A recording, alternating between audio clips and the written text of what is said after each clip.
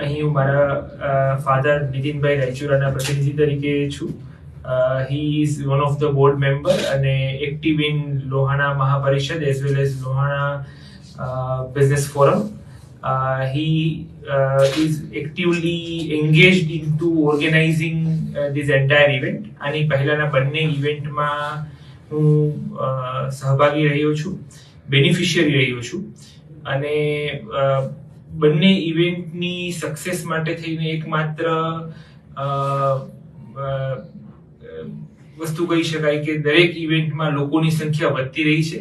પહેલી ઇવેન્ટમાં આવ્યા એ બધા જ લોકો બીજી ઇવેન્ટમાં આવ્યા અને એના કરતાં ડબલ માત્રામાં બીજા લોકો બી જોડાયા. આજની ઇવેન્ટની સંખ્યા જે એની પ્રિએમ્પ્ટ ઇવેન્ટ છે એની રૂપરેખા મેળવવા માટે લોકો આવ્યા છે, એમાં બી આટલી બહોળી સંખ્યામાં લોકો જોડાયા છે. So it means it clearly says it success story. દરેક જ્ઞાતિની એક તાસીર હોય છે. લોહાણા જ્ઞાતિની તાસીર છે એની બિઝનેસ માઇન્ડસેટ, એનું બિઝનેસ પેશન અને આંતરપ્રિન્યોરશિપ. અને એ તાસીરને પકડીને સતીશભાઈ અને એમની આખી ટીમે એક કાર્યક્રમ ઘડી અને લોહાણા સમાજની વચ્ચે એમંગ ઓલ લોહાણા સંપ વધે અને ઓવરઓલ એમની બધાની ક્રિએટિવિટીનું એક કોમ્બિનેશન બને એવું એક સરસ આયોજન LIBF ના માધ્યમથી કર્યું છે. So I urge all the youth Lohanas કે they should come along and take the maximum advantage of it. Vishwa Lohana મહાપરિષદ દ્વારા આ સતત ત્રીજા વર્ષે આ LIBF દ્વારા મીટ થઈ રહી છે. અગાઉના 2 વખત ખૂબ જ સારો અને સુંદર પ્રતિસાદ મળ્યા બાદ આ ત્રીજા વર્ષે થઈ રહી છે અને ખૂબ જ સારી રીતે આ લોહાણા સમાજને બિઝનેસમાં અને બધી રીતે જે રીતે લોહાણા સમાજ જે બિઝનેસ માટે જે એની લોહીમાં છે એને વધારેમાં વધારે બિઝનેસ મળે અને વધારેમાં વધારે લોહાણા સમાજ આગળ આવે એટલા માટેનો આ પ્રયત્ન છે. અને આ ખૂબ જ સુંદર રીતે આ 2 વર્ષ થયા અને ત્રીજા વર્ષે પણ ખૂબ જ સુંદર સપોર્ટ મળી રહ્યો છે અને ઘણા બધા લોકો એમાં અત્યારે રજીસ્ટ્રેશન કરાવી લીધું છે. બાકી રહેતા હોય એ રઘુવંશીઓને હું વિનંતી કરું છું કે વધુમાં વધુ લોકો આમાં જોડાય જેથી કરી અને લોહાણા સમાજ એ મેક્સિમમ પ્રગતિ કરે. થોડું ઘણું હું તમને એક સંક્ષિપ્ત કહું તો લોહાણા મહાપરિષદ જે છે એ વિશ્વ સંસ્થા છે. આખા વર્લ્ડના જેટલા બી મહાજનો છે એની અપેક્સ બોડી છે અને લોહાણા ઇન્ટરનેશનલ બિઝનેસ ફોરમ જે છે એ આખું એક લોહાણા મહાપરિષદનું એક અંગ છે જે આ બધી એક્ઝિબિશન એન્ડ કન્વેન્શન જે છે એ છેલ્લા 3 વર્ષથી ઓર્ગેનાઇઝ કરી રહ્યા છે. ફર્સ્ટ કન્વેન્શન અમે લોકોએ ત્યાં યુગાન્ડા મુનિયનો ખાતે કર્યું. ત્યાં 22 કન્ટ્રી અને 139 સિટી અને ટાઉનની અંદરથી 950 લોકો ત્યાં ભેગા થયા હતા જુદા જુદા સેક્ટરથી. એની હાઇલાઇટ એ હતી એની અંદર કે ત્યાં મુસેવેની જે ત્યાંના પ્રેસિડેન્ટ છે, યુગાન્ડાના પ્રેસિડેન્ટ, એ આવી પ્રાઇવેટ ગેધરિંગની અંદર પ્રાઇવેટ જે ઇવેન્ટની અંદર પોતે ચીફ ગેસ્ટ તરીકે આવે એક જ બહુ સન્માનની વાત છે. અને નોટ ઓનલી હિમ પણ જુદી જુદી કન્ટ્રીની અંદરથી બહુ સિનિયર બ્યુરોક્રેટ્સ ઓલ્સો એનો પાર્ટિસિપેટેડ. અને પ્રેસિડેન્ટ મુસેવેનીની હાજરીની અંદર 32 MOU સાઇન થયા અને એક બહુ ગૌરવની વાત છે.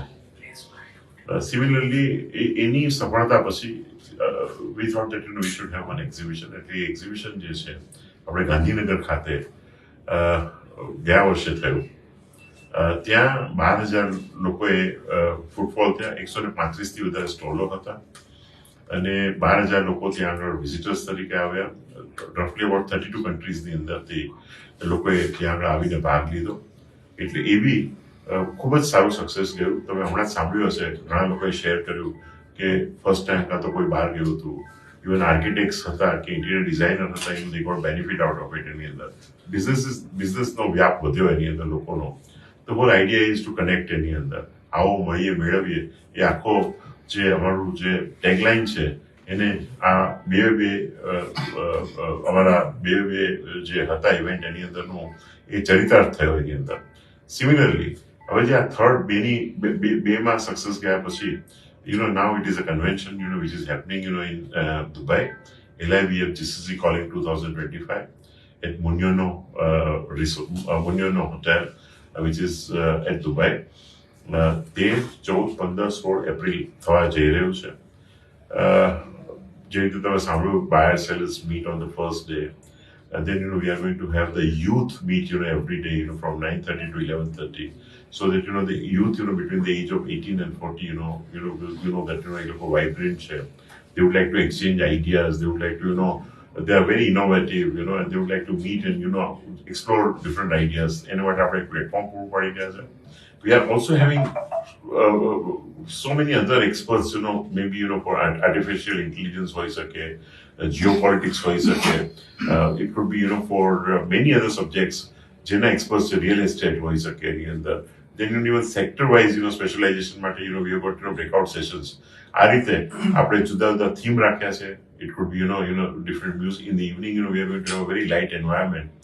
The whole idea કે આખા વર્લ્ડના લોકો, we are expecting about 37 countries ની અંદરથી આપણે જુદા જુદી કન્ટ્રીની અંદરથી લોકો અહીંયા આગળ આવે, એક જગ્યાએ સાથે રહે અને એક્સચેન્જ આઈડિયા કરે. અને બીજી એક હાઇલાઇટ એ છે એની અંદર, તમે સૌ જાણો છો એની અંદર કે આપણું બહુ મોટામાં મોટું મંદિર મિડલ ઇસ્ટની અંદર હોય એ સ્વામિનારાયણ મંદિર આવ્યું છે એની અંદર, જે હમણાં જ વર્ષ થવા આવ્યું એને. એટલે એ મંદિરની વિઝિટ આપણે 16 તારીખે રાખી છે. આપણે ત્યાં દુબઈથી જેટલા ડેલિગેટ્સ આવ્યા હશે, we are restricting this to 1000. Of course એનાથી વધારે થશે, પણ આપણે ત્યાંની હોલની મર્યાદા 1000ની છે, ત્યાં ઘણા રિસ્ટ્રિક્શન્સ છે, સો વિલ કીપ ઇટ 1000. આ બધા જ 1000 લોકોને આપણે ત્યાં આગળ મંદિરે લઈ જશું. બ્રહ્મવિહારી સ્વામીનો ડિસ્કોર્સ હશે અને ત્યાં લંચ લઈ અને પછી our tour would come to an end. Challenges જે છે આપણે પોતે જ પોતાની ચેલેન્જ છે કે how do we keep on improving things, how do we give the best. We have title sponsor, who have a presence in 200 countries, 200 countries in the અંદર છે. Winmart, the largest employer, and have presence in so many countries. Then we got so many sponsors, who have a faith any other. We have because sponsors, તમે જાણો છો કે sponsors વગર આગળ વધતાતું નથી. એટલે હંમેશા ચેલેન્જ એ હોય છે કે જે આવનારા હોય એની આશાઓ, જે સ્પોન્સર હોય એની આશાઓ આપણે કેવી રીતે ફળીભૂત કરી શકીએ એની અંદર. એટલે ચેલેન્જ તમે કહો હંમેશા મનની અંદર એક જાતનો હંમેશા એક, જ્યાં સુધી ઇવેન્ટ ન હોય ત્યાં સુધી we have to keep on improving. તમે જોતા હશો આજની મિટિંગની અંદર બી વી બીન આસ્કિંગ કે તમારો શું અનુભવ રહ્યો, શું આમાં ઇમ્પ્રુવમેન્ટ કરી શકાય. કોઈ તમે કહેતા હોય તો આની અંદર જે છે તમને ગાઈડન્સ તમને વધારે મળી શકે એને માટે આપણે જે છે ને કયા એક્સપર્ટ્સને બોલાવવા છે, તમારા મગજની અંદર કોઈ હોય, આમાં કોઈ એવા સબ્જેક્ટ હોય એની અંદર કે કદાચ કોઈ રહી ગયા હોય તો કેવી રીતે કરવું. તમે સાંભળ્યું, તમે જોયું હશે એલિવેટેડ સ્પીચની અંદર કીધું કે અમારો ટાઈમ તમને અમે વધારે આપો, ચેલેન્જીસ ન રાખો. સો these are the challenges, which challenges means not exactly as challenge, but આપણે કોમ્યુનિટીને કંઈક એવું આપવું છે કે જેથી કરીને જે છે ને બધાને કંઈક ને કંઈક આની અંદરથી મળી રહે. ઓફકોર્સ એની અંદર આપણે હંમેશા ટ્રાય કરતા રહેતા હોય છે, બાકી પ્રભુની ઈચ્છા મહાન છે.